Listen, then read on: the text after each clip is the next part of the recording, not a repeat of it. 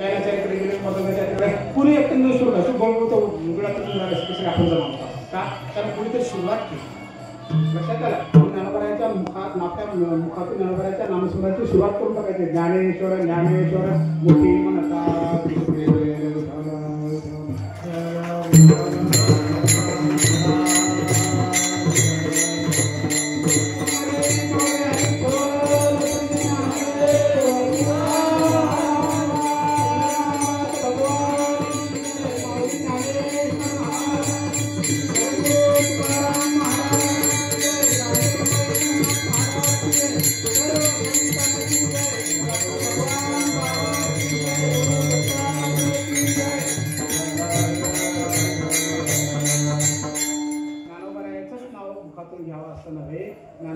जे लिखाणं हरिपाठ हरिमुखे म्हणा पुण्याचे म्हणा हेही सतत म्हणत राहिला पण अभंग आहे नाथ महाराजांचा काय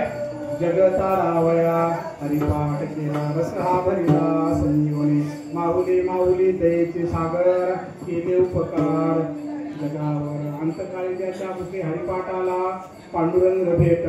ती त्याला एका जगामध्ये ज्याने हरिपाठ केला वैकुंठाचा मार्ग सोपा झाला म्हणजे हरिपाठ म्हणा ज्ञानेश्वरीचा गोळ्या म्हणा येतच नसेल तर पसायदार म्हणा कधी कुठं म्हणा कसलंही बंधन नाही काळगळ नाम उच्चारिता नाही बेशक म्हणजे संशयाला सुद्धा मुर्दे घेऊन जातो संशयात नाम सुरू करतात काम शिकून जात आहे कुणी सांगितलं कुणी सांगितलं माझ्या तर संशयाला जाऊन बसतात ना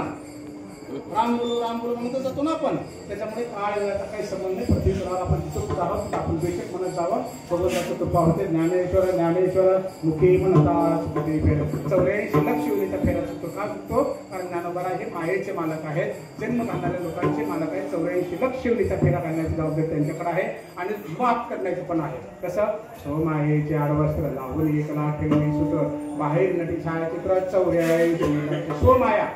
माया पुन्हा आहे ज्ञानोबारायाच्या ज्ञानदेव म्हणता माया गेले समोर विनया नुसतं ज्ञानोबारायाचं नाव काढलं तर माया निघून जाते एवढी मोठ्या ताकदीचे ज्ञानोबार असल्यामुळे तुकाराम महाराज म्हणतात ज्ञानेश्वराचं नाव मुखातून घे ज्ञानेश्वर ज्ञानेश्वर मुखी म्हणतात चुकती फेर आणि असं जर केलास तर तुला पुन्हा जन्माला यायची गरज नाही